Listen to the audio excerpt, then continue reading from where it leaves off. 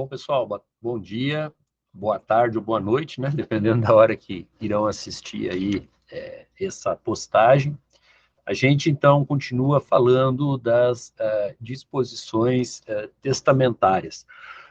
Lembrando, nós temos duas ordens de sucessão, uma ordem de sucessão legítima, ou legal, que é aquela ordem que está prevista no Código Civil, que a gente já estudou, e agora a gente estuda a sucessão testamentária, ou seja, quando existe uma disposição de vontade de alguém com relação ao seu patrimônio ou a parte desse patrimônio, para que depois, com o falecimento, isso seja aplicado. O testamento não é utilizado na nossa prática, na maioria dos casos, nós brasileiros não nos preocupamos muito.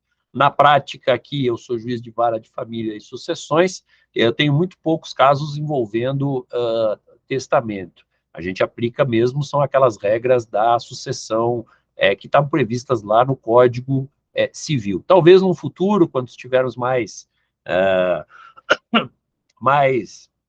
familiarizados, ou esse instituto ele possa, de alguma maneira, renascer aí no nosso ordenamento, porque em outros países as disposições testamentárias são muito utilizadas.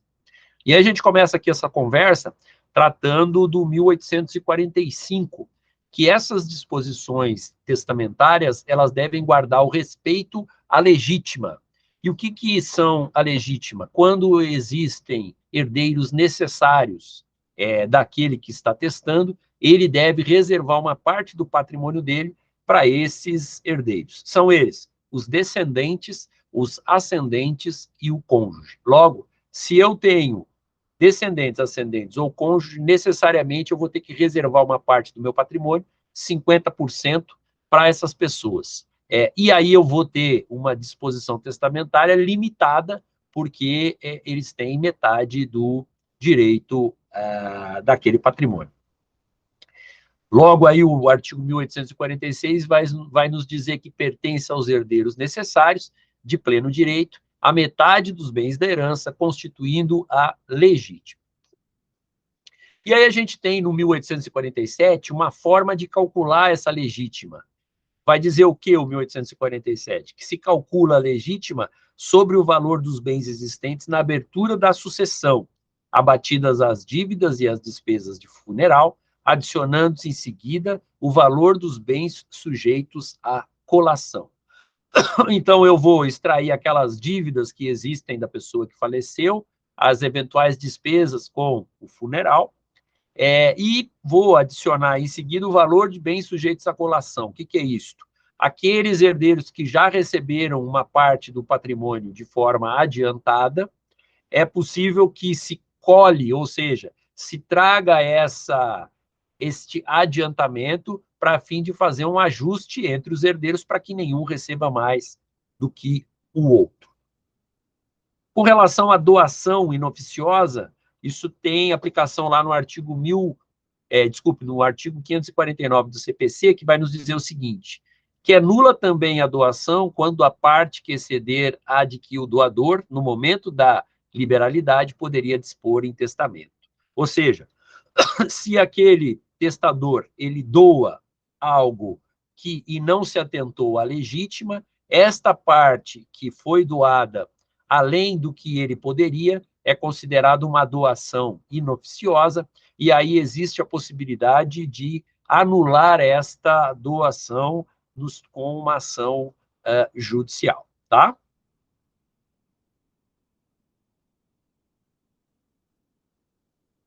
E aí a gente vai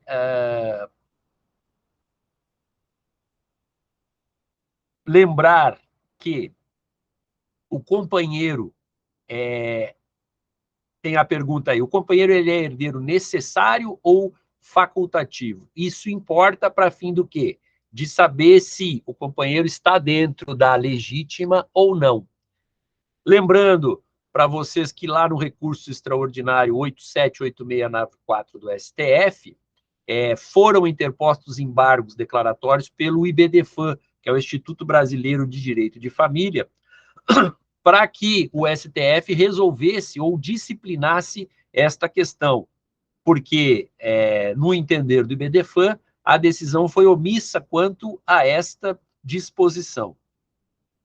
Estes embargos, eles não foram conhecidos, não se deu andamento a isto, porque se alegou que não existia, desculpe, foram conhecidos, mas não foram providos, porque não se admitiu a existência de nenhuma omissão na decisão. Do acórdão desse recurso extraordinário, se passa uma impressão por tudo o que foi decidido a respeito da igualdade de o procedimento não poder ser diferente entre um companheiro e um cônjuge, se passa a ideia de que o companheiro é, sim, um herdeiro necessário.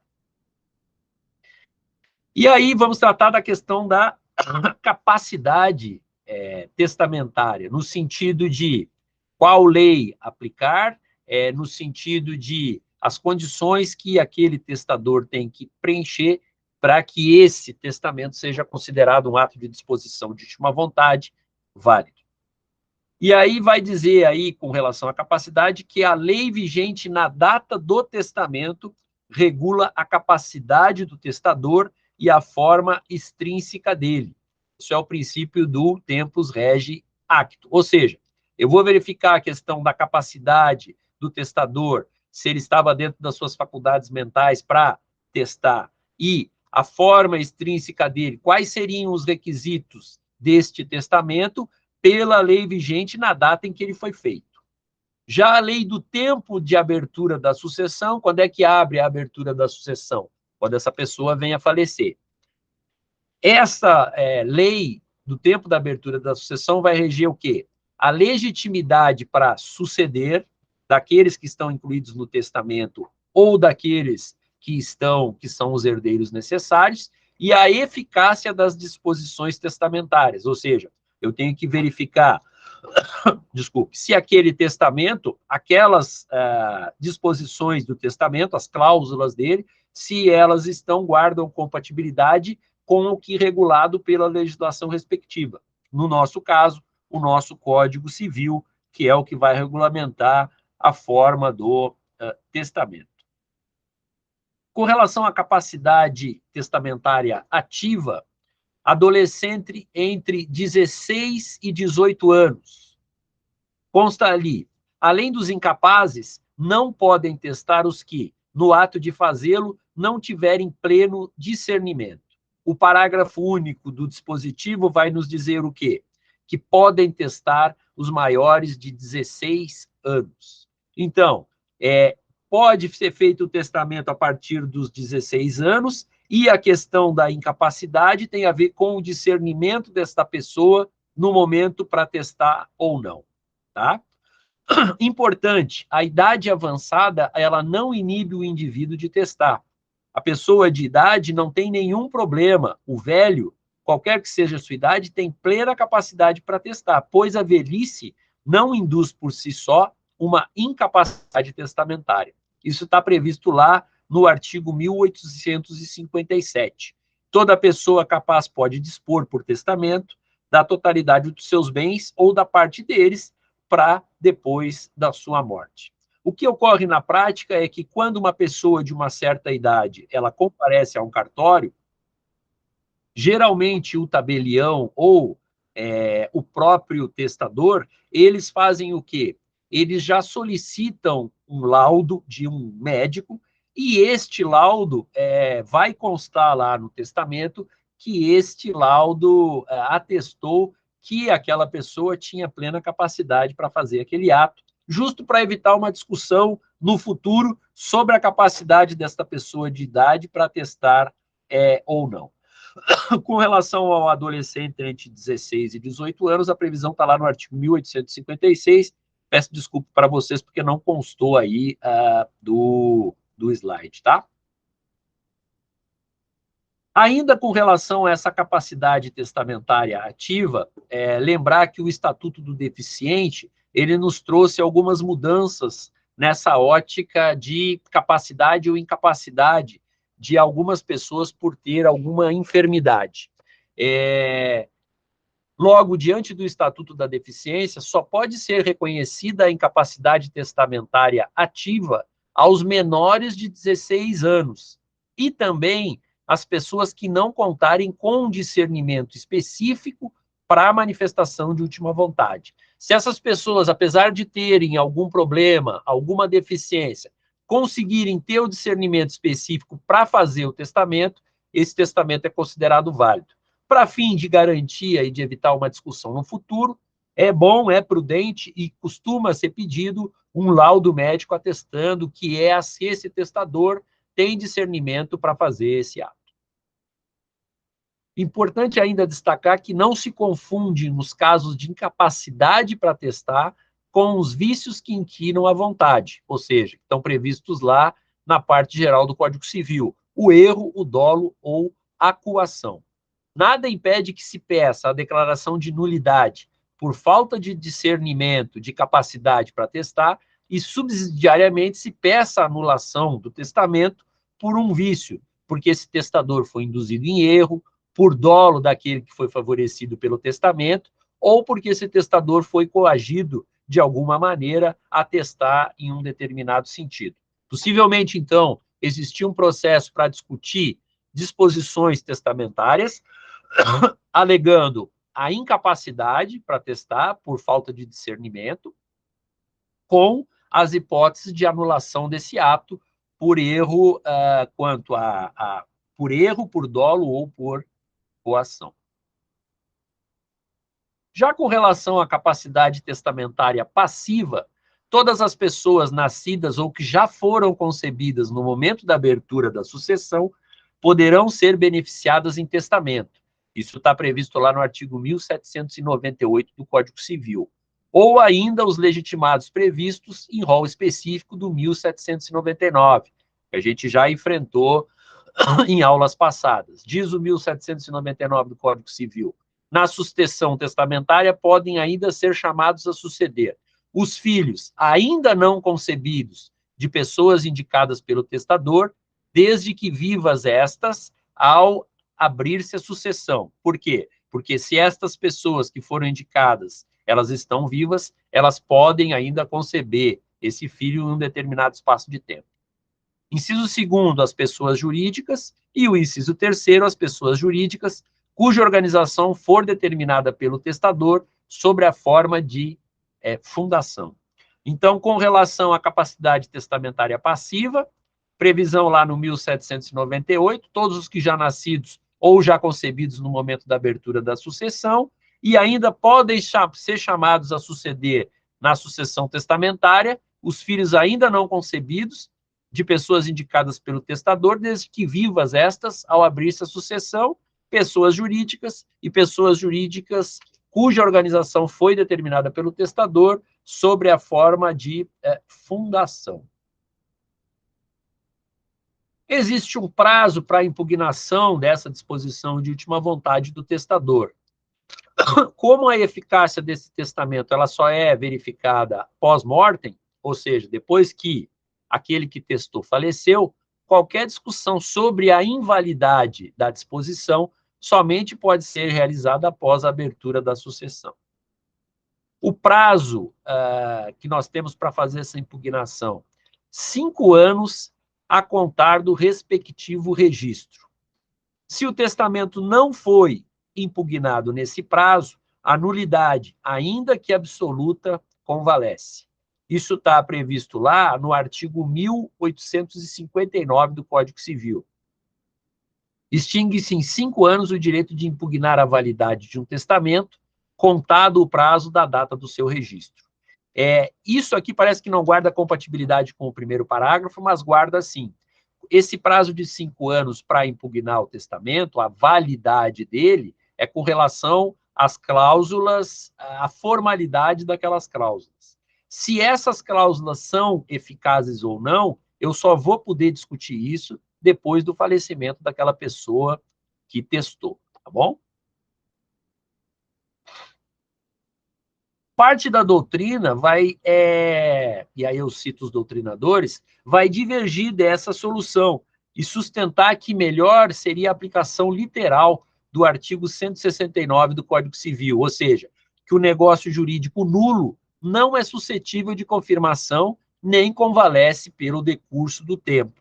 Assim, caberia a ação declaratória de nulidade do testamento que não estaria sujeita a qualquer prazo. Então, existe um prazo fixado pela letra da lei de 5 anos, a contar do registro, mas vai parte da doutrina destacar que o ato jurídico nulo não seria suscetível de confirmação. E, logo, eu teria uma ação declaratória de nulidade desse testamento que não estaria sujeita a prazo. A nulidade das disposições testamentárias estão previstas lá no artigo 1900. E aí existe uma série de disposições que vão tratar, que são consideradas cláusulas nulas num testamento. Importante aqui falar ainda que a nulidade de um testamento ela pode ser total ou parcial, ou seja, quando a parcial, somente determinadas disposições têm uma nulidade, vigorando o que aí? O princípio da conservação do negócio jurídico em relação àquilo que não foi atingido. Essa previsão do princípio da conservação do negócio jurídico tem lá um dispositivo no artigo 184 do Código Civil que a garante. E aí eu cito um exemplo da doutrina. Um testador designa um herdeiro testamentário relativamente à sua cota disponível. Em outra cláusula, afirma que deixa sua casa em determinada cidade para alguém a ser escolhido por terceiro, o que é vedado expressamente pelo inciso 3º do artigo 1900 do Código Civil. Nessas circunstâncias, a cláusula do legado considerada nula não contaminará a designação do herdeiro testamentário, justo porque é uma nulidade de testamento que é parcial. O artigo 1909 do Código Civil, que diz que são anuláveis as disposições testamentárias inquinadas de erro, dolo ou coação, e o parágrafo único vai nos dizer que extingue-se em 4 anos o direito de anular a disposição, contados de quando o interessado tiver conhecimento do vício. Logo, o artigo 1909, ele prevê um prazo de 4 anos para a proposição de uma pretensão judicial, contados de quando tiver conhecimento do vício. Então, é possível, sim, tentar anular um testamento quando ele tiver alguma disposição que foi feita por erro, dolo ou coação daquele que é o testador. E, além dessas hipóteses de previsão do 1909, a doutrina também insere nas possibilidades de anulabilidade do testamento o estado de perigo. E aí se cita um exemplo aí, quando alguém numa varanda é cercado de chamas, realiza um testamento particular excepcional a favor de um transeunte, contemplando-o da sua parte disponível, jogando-lhe o escrito. Então, também nessas hipóteses, esse exemplo aqui, se considera uma situação de estado de perigo e é possível aí tentar anular este testamento ou essa disposição testamentária. Claro que quem foi beneficiado não vai gostar muito disso, mas é possível, sim, se tentar anular essa disposição. E aí a gente entra em formas ordinárias de testamento, que são 3. O testamento público, o testamento particular ou hológrafo e o testamento cerrado, místico ou secreto. Com relação ao testamento público, ele constitui a forma mais segura de realização da disposição de última vontade. Por quê? Porque ele é redigido por um tabelião ou por um substituto legal dele, o que diminui os riscos, quer de extravio daquelas disposições, quer da má redação das cláusulas testamentárias, que podem levar ao quê? A, num futuro, se obstaculizar a disposição de última vontade do testador, quando ele opte por uma outra via de testamento comum, como o particular ou o cerrado. E aí tem previsão dos requisitos do testamento público lá no artigo 1864 do Código Civil, que eu transcrevo aí para vocês. Importante que essa declaração de vontade deve ser espontânea, livre, sem ficar comprometida por sugestões ou interferências indevidas. E aí vai caber a quem perceber se estão existindo essas sugestões ou interferências indevidas ao tabelião, e nessas hipóteses ele não deve redigir o testamento, porque a declaração não está sendo realizada de forma espontânea ou livre. Não existe nenhum problema para o testador ser estrangeiro e expressar-se em outro idioma, desde que o tabelião compreenda e redija o ato em língua nacional. Como nós aqui somos um estado fronteiriço com o Paraguai, logo, trazendo para a nossa realidade, não existe nenhum problema e até facilmente perceptível a manifestação de vontade de quem fala o espanhol, porque é uma língua próxima da gente. Só que o documento, o testamento, ele deve ser redigido em português e não em espanhol. Tem uma discussão sobre a possibilidade de manifestação do testador por intermédio de intérprete ou tradutor, ainda que juramentado. Alguns vão entender que é possível, outros que não. Eu acho perfeitamente possível, porque ali o tabelião ele vai estar fazendo o controle do ato, e como esse intérprete ou tradutor ele é juramentado, se cercaram as formalidades legais para que isso fosse considerado válido. As testemunhas testamentárias, elas não são meramente instrumentárias, ou seja, elas não estão ali simplesmente para comprovar que aquele ato respectivo possui as formalidades legais. Elas participam do testamento, verificando com o tabelião a identidade e capacidade do testador, bem como o cumprimento das formalidades legais. Tem uma discussão aqui com relação à falta de assinatura e identificação do tabelião, que teria presenciado ou lavrado o instrumento, porque comprometeria a sua rigidez e não permite aferir a real vontade do disponente. Cito um julgado aqui do STJ, em que a falta de assinatura e identificação do tabelião levou à nulidade dessas disposições testamentárias. Tem situações especiais que são previstas nos artigos 1865 e 1866, para as pessoas que são analfabetos ou que não puderem assinar o instrumento, e para aqueles que são inteiramente surdos, no qual existe uma quinta figura, aquele que vai ler aquele testamento e que também deve assiná-lo. O Código Civil, ele não vai dispor nada sobre o testamento de uma pessoa muda ou daquele que está impedido de falar por algum problema vocal. Nada impede que o tabelião lavre esse testamento, ainda que seja a manifestação realizada por escrito ou com intérprete de linguagem de sinais. Ao cego, só se permite o testamento público que tem por formalidade especial uma dupla leitura, uma pelo tabelião e outra por uma das testemunhas, designadas pelo testador, devendo constar da escritura a limitação visual do disponente. Isso está previsto lá no artigo 1867 do Código Civil.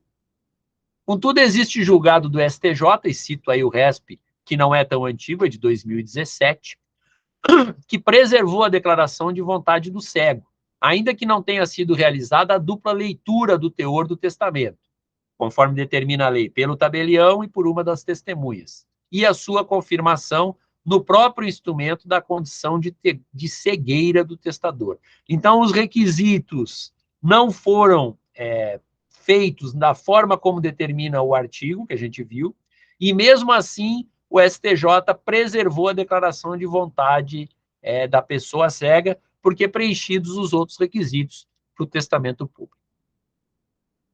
Não se exige que a lavratura do ato seja feita nas dependências físicas do cartório, isso é importante, porque se admite que a autoridade pública lavre o ato em local distinto, desde que respeitado o limite territorial da circunscrição daquele notário, ou seja, alguém que é notário aqui em Dourados não pode ir até a cidade de Campo Grande e lá colher uma manifestação, realizar um testamento público de uma pessoa. Por quê? Porque ele não está dentro da circunscrição que está delegada para ele, o que vai levar à nulidade daquele testamento. O testador que está hospitalizado ou efeito de medicamento não deixa, por isso, de ter pleno discernimento. E isso é até comum, que esse testamento seja realizado lá quando a pessoa já está na fase final da vida dela ou está desenganada por algum motivo, e aí procura, às vezes, realizar o testamento. Então, o fato dele estar hospitalizado ou de estar sob efeito de medicamento, por si só, não indica que ele não possa testar. Sendo que aí se tomam aquelas garantias de que de ter um laudo de algum médico atestando que ele está com discernimento para realizar aquele testamento. Após a morte dessa pessoa, qualquer interessado que portar a certidão de óbito e documentos de identificação desse falecido pode requerer a busca na Central Notarial de Serviços Eletrônicos Compartilhados, que é mantida e operada pelo Colégio Notarial do Brasil. Ou seja, após a morte de uma pessoa, se eu quero saber se tem um determinado testamento, basta que eu compareça a um cartório ou que eu faça uma busca eletrônica para saber se existe essa disposição de última vontade, porque o testamento público ele é feito em cartório. Em todo o processo judicial que é proposto, todo o inventário que é proposto, o juiz solicita que a parte apresente esta certidão de que não existe um testamento, porque se existir o testamento, a gente primeiro tem que abrir aquele testamento, verificar se ele está com os requisitos formais, verificar a compatibilidade das disposições do testamento com o Código Civil. Depois de aberto este testamento, aí se vai verificar a compatibilidade das disposições com o inventário. Para fim disso, então, a parte deve juntar essa certidão de que não existe este testamento. Essa é uma certidão que vai junto com os documentos do inventário, para o juiz ter uma segurança de que naquela hipótese não existe o testamento público, e aí vai ser dado o andamento na forma do que o Código Civil prevê para a sucessão legal.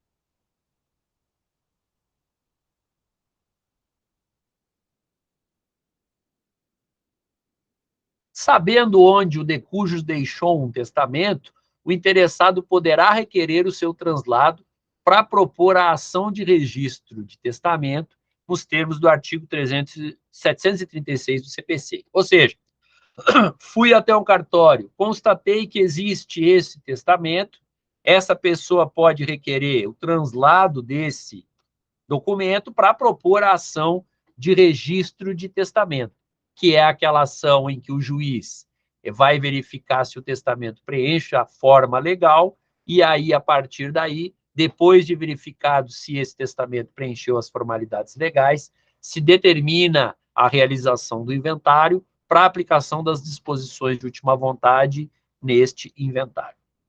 Essa ação de registro de testamento ela é um procedimento de jurisdição voluntária, que tem uma cognição limitada do juiz quanto aos requisitos formais de validade do testamento. O juiz, nessa ação de registro de testamento, ele não pode enfrentar eventuais vícios, alegações de erro, de dolo, de coação, de falta de capacidade para testar. Deve o interessado promover uma ação própria para esse fim.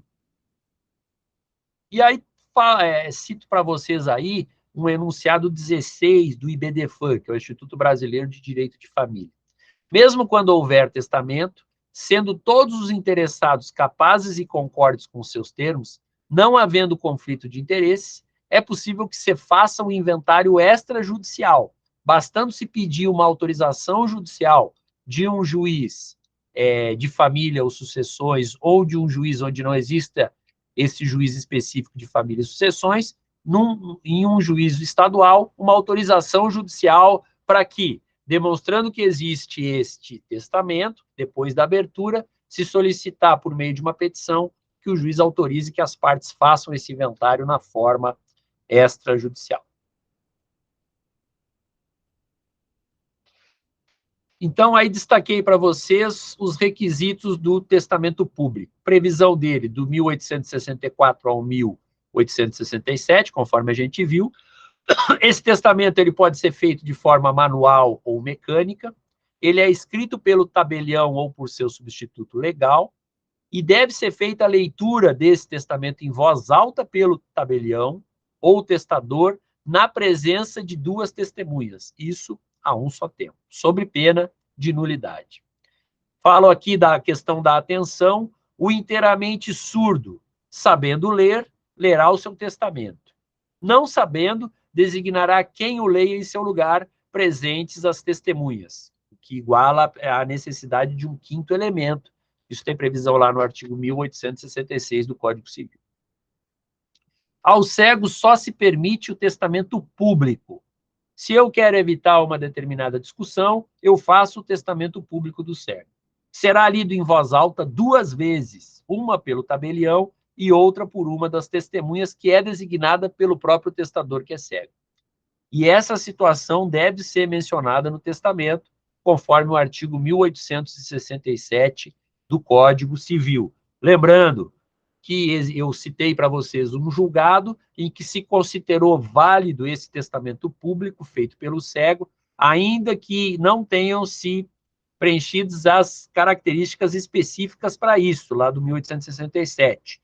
Não foi feita a leitura 2 vezes, apenas uma, e não se mencionou no testamento que a pessoa, que o testador era cego. Mesmo assim, o STJ entendeu pela validade dessas disposições de última vontade.